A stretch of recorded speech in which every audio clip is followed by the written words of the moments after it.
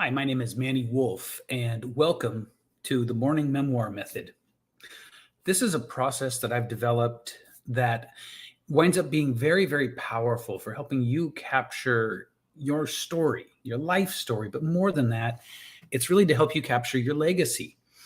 It's a powerful, powerful tool for those who wish to leave something in memoriam. I know for me, this came about because I discovered some letters from my great grandfather and realized that I didn't know the man at all. Now, I had already written my own memoir, and I sort of put two and two together. I connected the dots there, and I realized in our modern day and age, it's very common for people to be forgotten in 3 generations. And so I thought that it would be a service to show people how to write their memoir, how to write their story, and then preserve it for generations to come. So I use a methodology that I call the question mark story model, and I'm going to teach that here. I also layer on top of it an acronym that I call the STORY acronym. So it's STORY. And I'm going to go over each of these ideas with you briefly but completely so that you will be empowered to be able to write your own life story in a way that is clear, compelling, dynamic, exciting, and most of all, captures the experience that you've had here for future generations. So let's jump right in. I'm going to use an old school whiteboard because I'm kind of an old school guy. And let's get going. So as I said, it's called the question mark story model. And I like to use this visual aid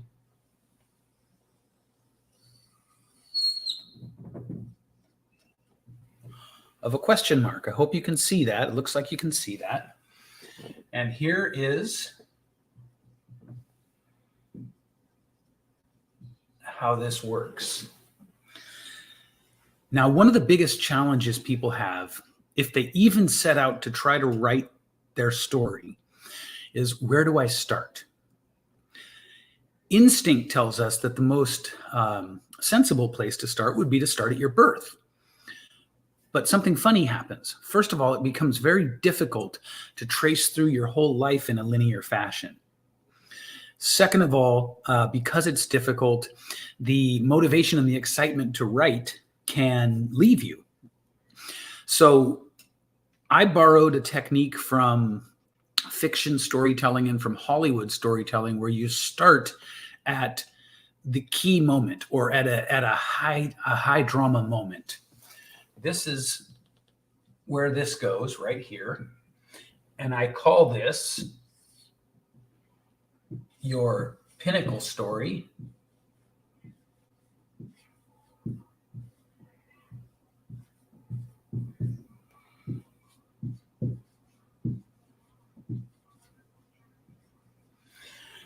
And this is how you open.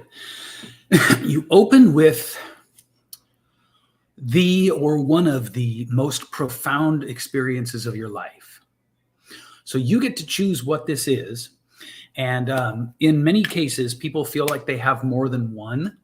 So if you feel like you have more than one pinnacle story, what I suggest to you is to do some examination and some reflection and ask yourself, is there one story, even though I may have many pinnacle stories or many stories that feel like they were big enough to be considered the pinnacle story, is there one that I can honestly say, before this event happened, I was this kind of person, then the event happened and it really changed everything for me?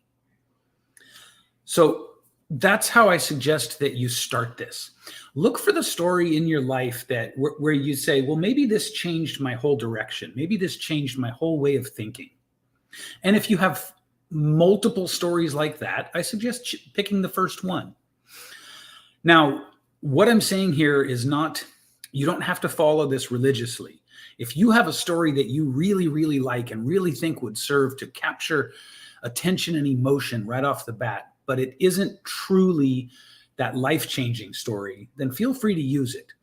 But as a rule of thumb, if I'm reading the story, what's most fascinating to me is to know what happened that really changed your whole world. So the Pinnacle Story is where we start. And when you're telling the Pinnacle Story the first time, we're going to do a literary device called a jump cut. And what that is we're just going to tell the story of what happened. We're not going to resolve it. So we tell the story of what happened, and then we jump back to childhood. Okay? We tell the story without resolution, just the facts of what happened, and then we jump back to childhood. So here, I use these little hash marks to indicate the stories of your childhood. Now, 1, 2, 3, 4, 5, 6, 7. You don't have to have 7. You can have 3, 5, 15. It doesn't really matter how many you have.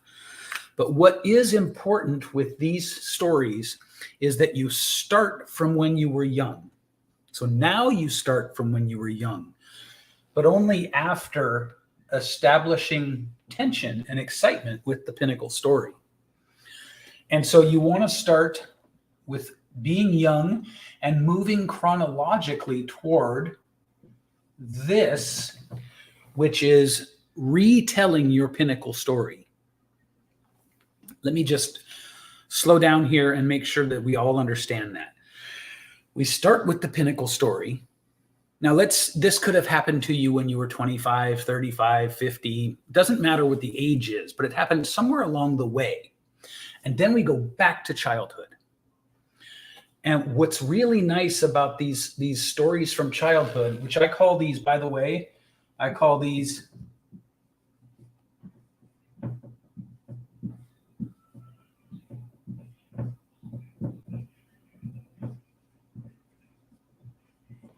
back history.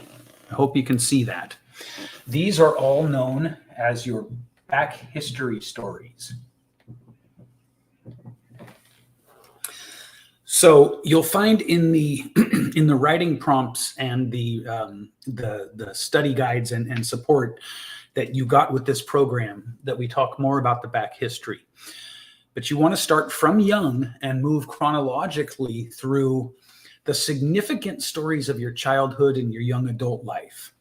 And what we want to do, ideally, is we want these back history stories, these mini stories or vignettes, to show the progression from when you were born until, you guessed it, until the Pinnacle Story.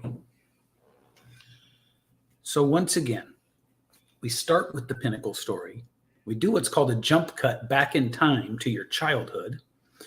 We choose stories from your childhood, each of which illustrates a progression toward how you arrived at your Pinnacle Story.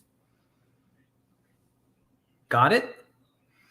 So we do tell the Pinnacle Story twice. Now, the second time, when we get to it up here, you remember I said, don't give any resolution here, right?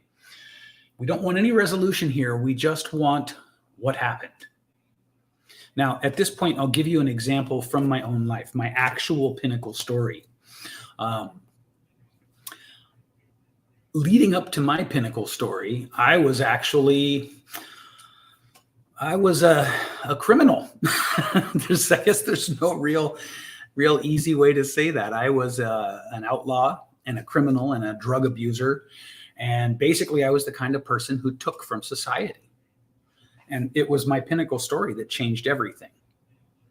My Pinnacle Story had to do with finding myself making plans with one person to literally hunt down and hurt another person. But see, it's my Pinnacle Story because inside I knew I wasn't going to do this. But I didn't know how to get out of that life. And so what I did was I told the person I was talking with, meet me back here at midnight. It's all very clandestine and very dangerous. I said, meet me back here at midnight and we'll go and we'll do this thing. I knew the whole time that I didn't know how it would happen yet, but that I'd disappear. I'd be gone. And that was it. I was gone. I disappeared from that whole life. I quit doing all drugs and I changed my entire life. Do you see how that's a pinnacle story? Because prior to this moment, I was one kind of person. The moment happened and it was powerful enough that it changed the way I looked at everything. And that's when I changed my whole life. Now, to follow the question mark story model process, you want to start with your pinnacle story, which, by the way, doesn't have to be as drastic and dramatic as mine. There's no need for that. Just tell the truth. And then I go back in history. And the power of this is that I juxtapose, I put contrast between the criminal that I was, who, if he kept along the life he was living, was surely going to end up in prison or dead or something like that. And I juxtapose it with the innocence of childhood. This makes for very emotional storytelling, and it compels people to keep reading. It captures their interest. It brings them in, and you've got momentum. Whereas typically when you start from the very beginning of your life and move in a linear fashion, you lose that momentum, or it's very hard to capture it. Okay. So the first time I tell the pinnacle story, I don't tell you what happened to me. I just tell you the situation. I don't give you any hope about what came afterward. Then I go back in time to my childhood, and then I arrive at the pinnacle story again. Only this time when I tell it, I do include hope. I do talk about what happened. I do talk about making the decision to leave. And, it was a situation where I didn't know how I'd do it. Literally, if I had to walk away from the city I lived in, I would have done it. And so I give hope about what comes next. So it's the same pinnacle story, first told with no real resolution or hope at the end of it, and second told with resolution and hope. I'll just give a second for that to sink in, because that's a very important energetic dynamic that you want to be sure to capture. Okay, let's move on. Now we've got the pinnacle story revisited, only this time you've provided a little bit of a window or a door or hope that things are going to get better, optimism, that kind of thing. And now you may or may not be familiar with this idea of something called the hero's journey. Now we engage on the hero's journey. And so for that, we'll just abbreviate, or we'll excuse me, we'll refer to it just as the HJ for brevity's sake. And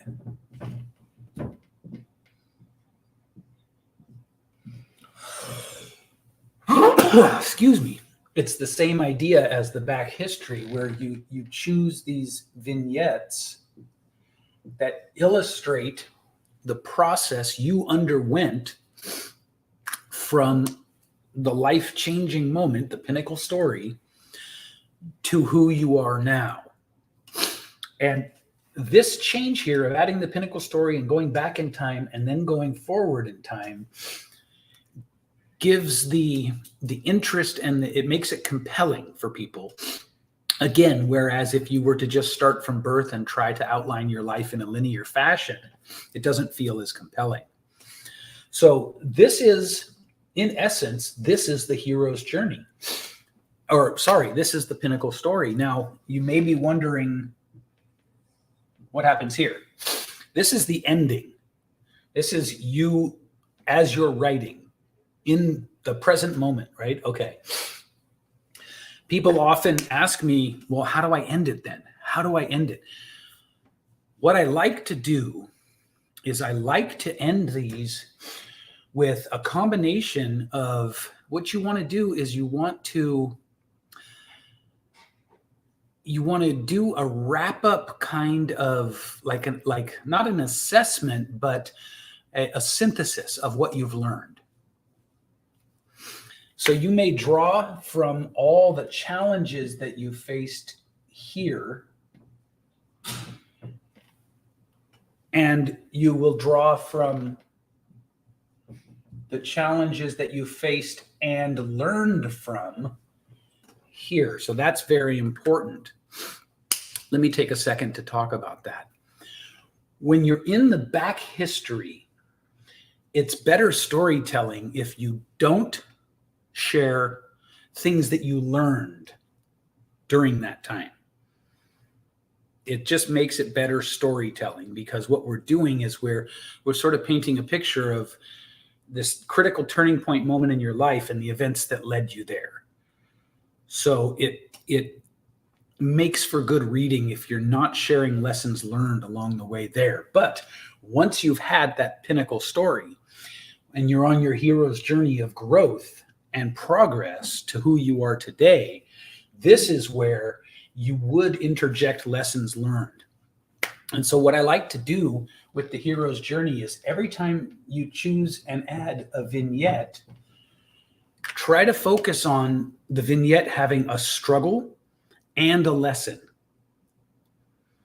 So it might be like for me, after my pinnacle story, where I left my whole life and then I got into sobriety and recovery, and I had to start piecing my life together again. I had to learn how to hold a regular job. I had to learn how to, date in a regular way. I had to learn how to relate to people who weren't also outlaws and criminals. And so I would choose stories that really personified that, really exemplified those experiences. And in each story, I would share a struggle and I would share a lesson. Whereas with the back history, you only want to share experiences and struggles.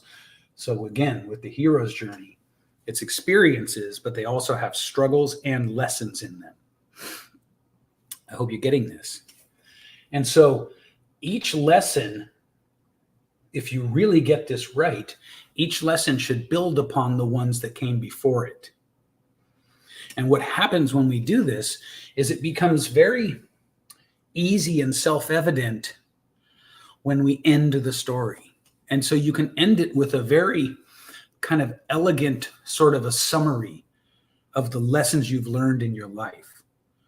And I also like to end with questions that relate to who you've become, what you've learned, and what you'd like to leave in terms of wisdom for future generations. So I hope that makes sense. I feel like I just want to talk about that a little bit more. For me, as an example, what I've learned that I'd like to leave for future generations is I've learned things like the importance of honesty, the importance of integrity, the importance of hard work. I've learned the value of being able to do things that you love versus, spending your time doing what you think everybody else expects you to do. Things like that. These are the important things for me that I want to pass on to those who come after me. And so for my ending, it would sound something like that. It would sound something like, I might just say, as I conclude this, I'd like to leave you with these thoughts, right? Or something like that. And then I just share the insights that I've sort of collected along the way. And I might ask a few questions of the reader, questions that were designed to get them thinking about their significance in their life, about what they want to do, about, if they're being true to themselves, things like that. So there you have it in a nutshell. We're going to go into the story acronym like I promised you, but this is how you write according to the question mark story model. I hope you've enjoyed this, and now let's move on to the story acronym, which will give you insights on how to sort of shortcut the process of being a good writer. This gives you a good framework. Now we're going to talk a little bit about being a good writer, knowing how to say things in a way that captivates attention, that compels people to pay attention. Okay?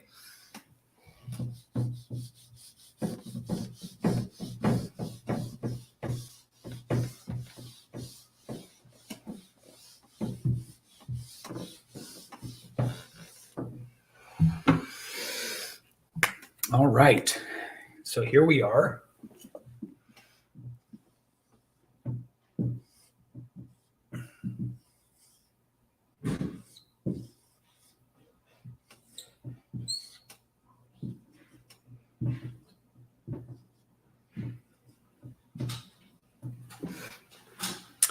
This, as you can see, is the story acronym. And this is a writer's companion. It's a style companion, or you could think of it as a reference, a set of reference ideas that, when taken together, will shortcut your ability to be a compelling writer. Now, here's what it stands for. Structure,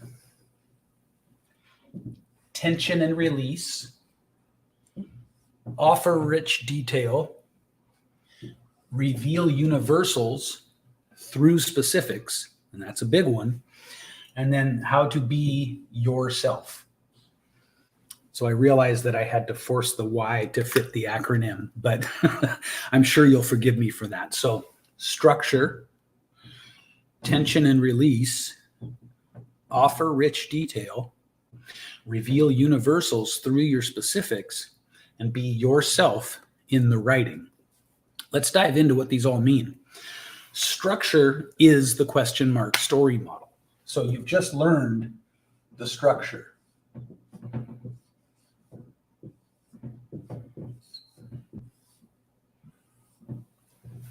The structure you're going to use so that you have a way to even conceive of starting to tell the story of your entire life is the question mark story model. I've just given it to you. You have it. You also have it in the accompanying training materials that come with these videos. So that's your structure. Pinnacle Story, back history, revisit Pinnacle Story, hero's journey, lessons learned. That is your structure. Okay? Great. Now, tension and release. This is, well, if I'm being honest, most people miss all of these. But tension and release is about understanding that when we read or watch a movie, when we engage with a story in any way, there are things happening inside of our bodies. We are either feeling dopamine when we're excited or happy about what's happening in the story, or we might be feeling adrenaline and cortisol when we're worried about what's happening in the story. And as a writer, you need to know this, and you definitely want to be able to sort of harness this at will, because one of the things that makes a story compelling is a juxtaposition, so a back and forth between the dopamine and the adrenaline. The dopamine and the adrenaline. In fact, I have a nice little teaching tool for this. When it comes to tension and release, we want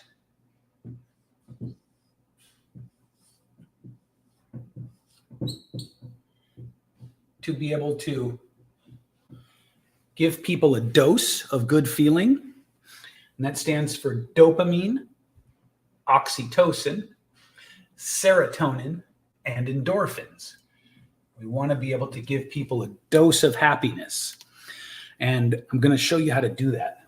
Dopamine, oxytocin, serotonin, and endorphins. These are all the drugs your body produces, the chemicals that make you feel good. We get dopamine, oxytocin, serotonin, and endorphins when we get to hold a little baby, when we get the smile of a loved one, when we see something beautiful on TV or in a movie, or read something beautiful. That's what happens. That's what when you feel good, this is essentially what's happening in your body, is you're being dosed with a good feeling. Then contrastingly, we want to be able to do what I call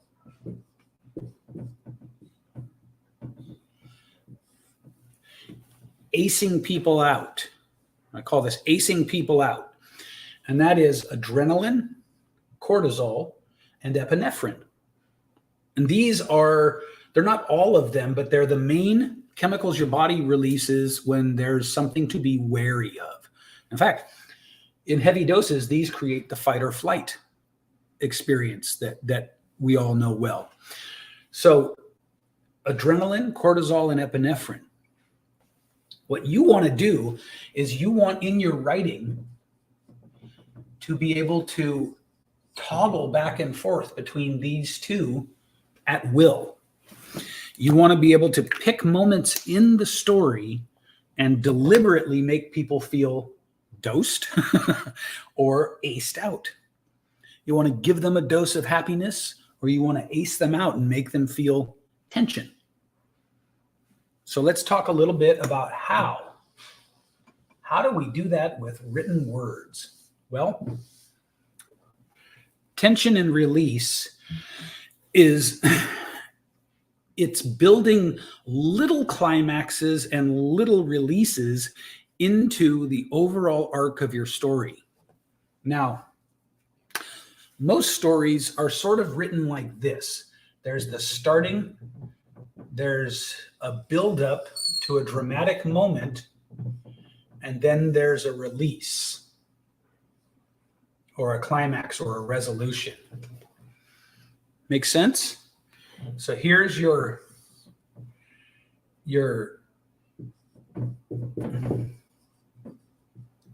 climax of the story. Here's the beginning of the story. The tension builds. The big climax happens. This in action movies, which I love, this is the ultimate fight scene. This is when the good guys finally beat the bad guys. And then there's afterwards, where everything is okay again. Now, if you follow this line, you're not doing it as well as you could, because the great stories have little tensions and releases all the way up. I hope you get the conceptual difference here. You want to be able to have little moments of humor. You want to have little moments of drama, all as you move along to the big moments. Okay? And so tension and release, I'll give you an example.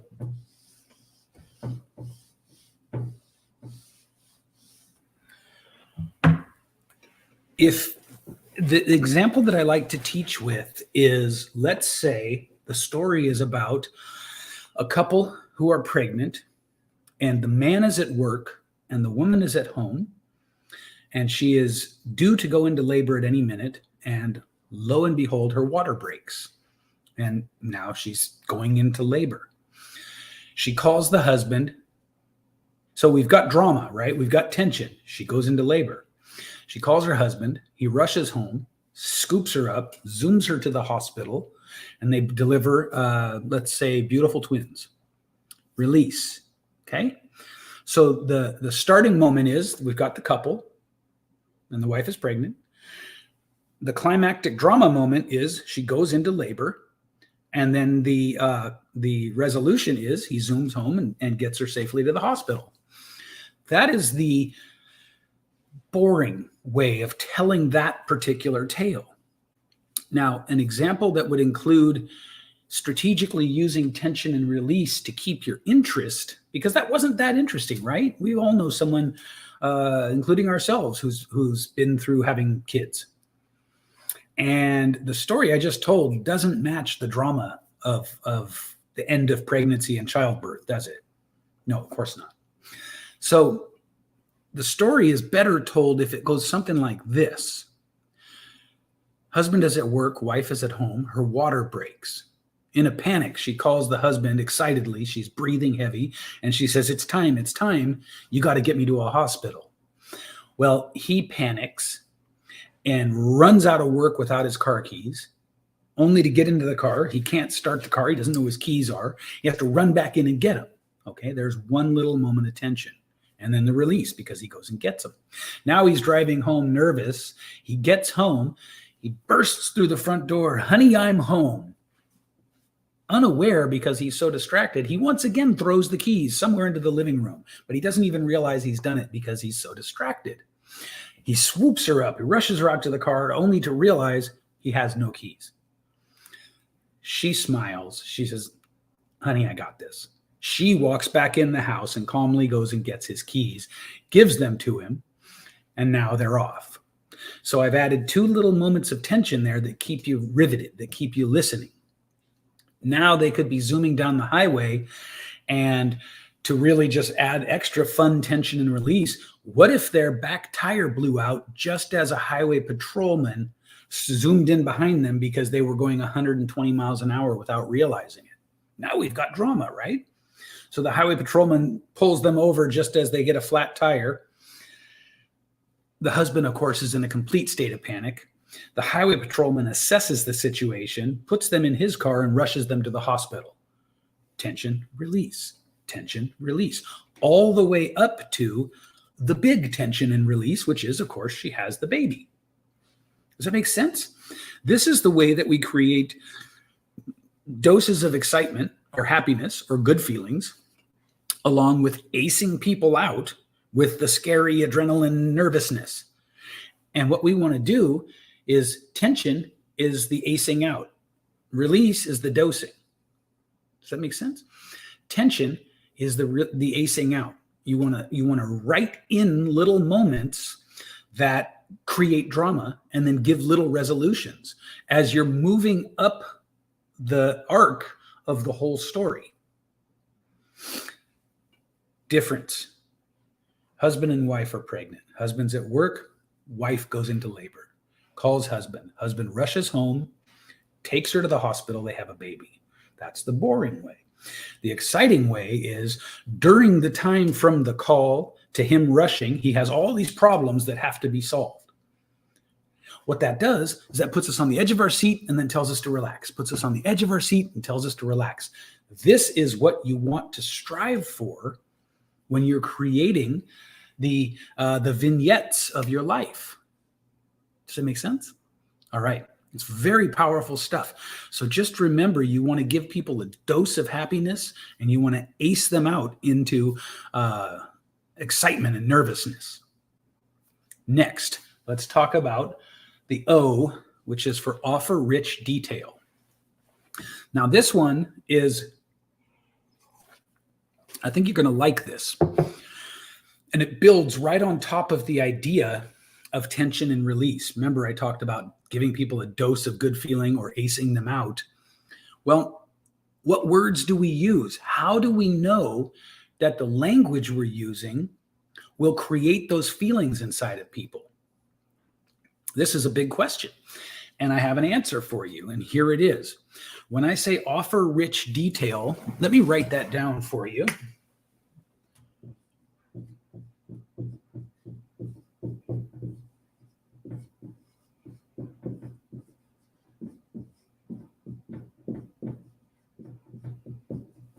Okay. What I'm talking about is what's called sensory rich detail. And sensory rich detail is detail that evokes the 5 senses: taste, touch, sight, sound, and smell. Taste, touch, sight, sound, and smell. Once again, taste, touch, sight, sound, and smell. How do we evoke them? Well, it's the difference between saying the sky is blue today and saying the sky is a fragile Easter egg blue with vanilla ice cream scoop clouds hanging heavy in it. What I've done there is I've added the fragile Easter egg blue, which gives you sight and even perhaps evokes other senses when I say Easter. And I described clouds as being vanilla scoop clouds that hang heavy. When I use those kind of descriptors, It allows you to walk inside of the words that I'm writing, or the words that I'm speaking in this case. And you can envision it more. You can feel it with your senses versus just saying the sky is blue. Yeah, that's okay. We all know what a blue sky looks like. But the thing is we have thousands of reference points in our mind for what a blue sky is. We have some in winter, spring, summer, and fall. We have some with clouds, some without. We have some with sunsets, some with sunrises. Some are middle of the day. So you got to use descriptive words, similes, metaphors, things like that, that evoke the senses in order to sort of stop me in my tracks and open up the detail so that my imagination can move around inside of it. And so what's another really good kind of sky blue? If you've ever seen pictures of the desert, or you've ever been to the desert, you know that there's a kind of sky blue that looks like it should be cool, but that's not cool at all. And temperature-wise, not like cool. It looks like it should be cooling you off, and yet it isn't. Or the kind of skies that happen in fall. That's my favorite kind. The blue skies in fall that are fragile and they're clinging to the light, knowing that they don't stand a chance with the oncoming dark. See what I'm saying?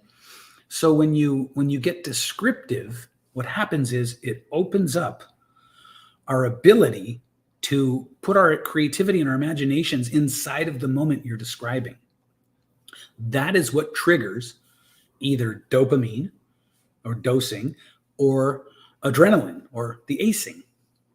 Depends on if you're writing about something good or something dramatic. But this is how we can deliberately trigger the chemicals inside of someone else's body that create their feelings. I hope that made sense to you. And so what you want to do, once you've gone through the question mark story model and you have the template, you have the framework laid out, you want to look at it, the whole thing, and say, at what points do I want people to really feel a certain emotion?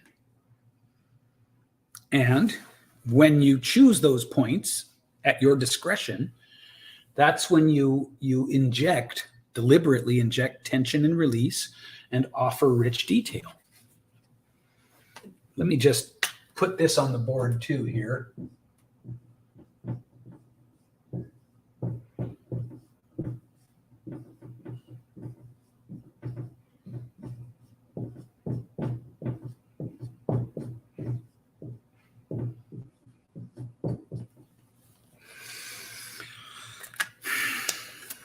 So now we've got your structure, which is the question mark story model.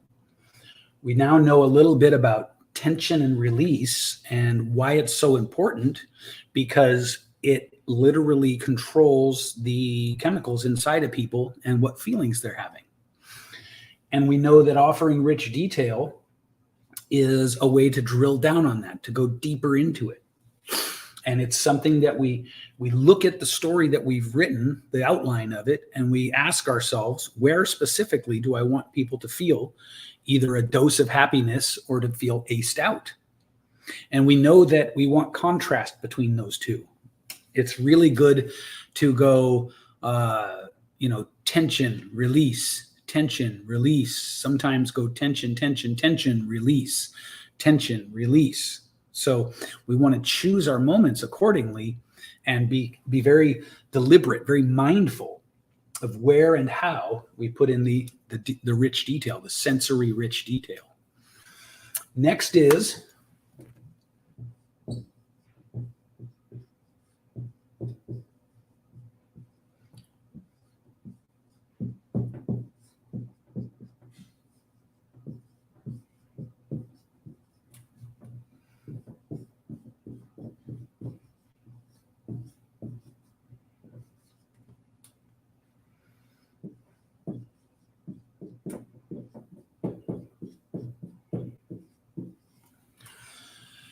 reveal universals through specifics.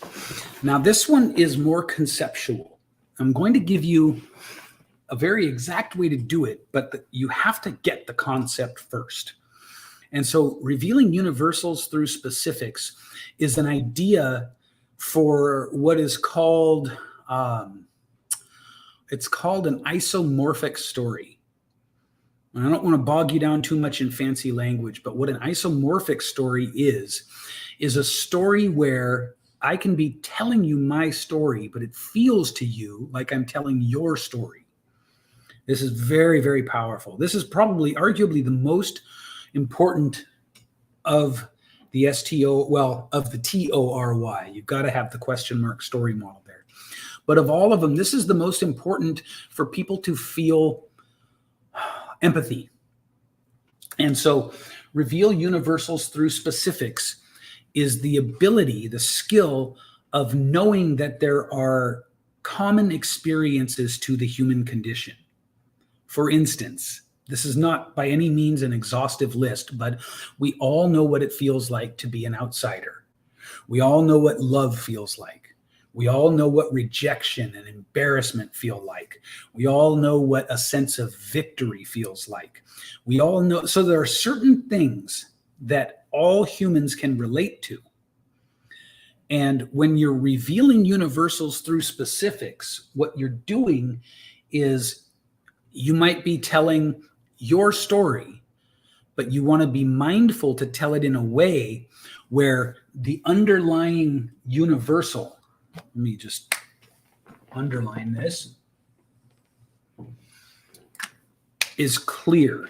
And so for me, when I was having that horrible conversation on that horrible night, the night my life changed, and I am sitting here making plans with someone to go hunt down and do bodily harm to someone else, you may not have had an experience just like that.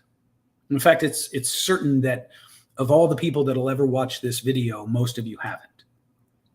So it's going to be hard for you to relate to that. But if I am clever and thoughtful, and I tell you which of the universal human experiences that was about, then you can relate. So I might say something like, I never felt so scared and all alone in my life as I did at that moment. Now you can connect it to the times that you felt scared and all alone. You might say, the panic surged through me as I was trying to keep my cool so that I didn't look like a fool in front of these dangerous men. That's something that we can relate to, all of us. We all know what it's like to feel out of our depth or out of our element, or, like if we're in potential danger, and if we don't play things just right, the danger may manifest. So even though you may not have had the experience that I did, as long as I can connect it for you to some sort of a theme of human experience that we can all understand, then I'll be able to step inside of your story, or you'll be able to step inside of my story. If I just stop at the level of what happened, it may not work. It may not be compelling, and it may not create empathy. But if I'm able to do connecting those universals to my specific situation, then everyone who reads my story or hears me speak it will be able to see themselves in the story. And when we can see ourselves in someone else, that's when empathy happens. I hope that makes sense. Let's talk a little bit now about being yourself.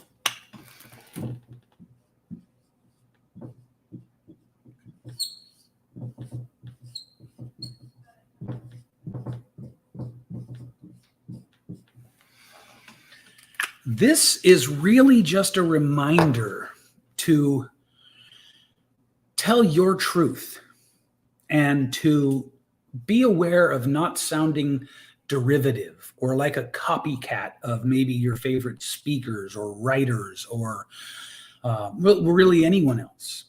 This is a way of saying, keep your own voice in your writing. The way that I like to help people to do that, there are two ways. One of them is, as you go through the story of your whole life, there will be moments where you may be tempted to, in the way that you portray the events that happened, to seek sympathy. I'm going to suggest that you don't do that. So you don't ever position yourself through the story as a victim. Even the times when you were a victim, which for most of us, there's at least a few points in our childhood where we were victims of circumstances outside of our control. And this may have happened to you in your adult life as well. There's a difference between experiencing being victimized by circumstances bigger than you, by people, whatever it is, and relating the story back from a perspective of victimization. What happens when we present ourselves as a victim is people will feel sympathy for us, but not empathy. We don't like the feeling of people sharing sob stories.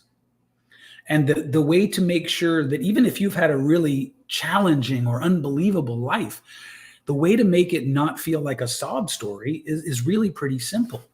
It's to tell the stories of what happened from a position, from a point of view of power, of the power you have now.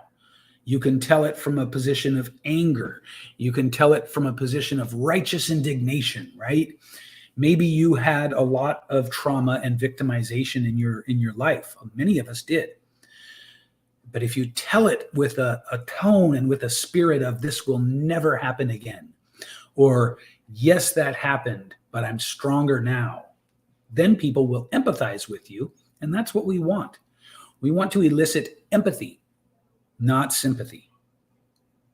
Now, conversely, be careful not to represent yourself as some sort of a hero either. So what I say is, in telling all the parts of your life, this may be the things about your family that were hard for you, or whatever it is, don't position yourself as a victim or a hero. Keep yourself on an even keel with everyone else. Easier said than done, but when you get it right, it is just amazing what happens.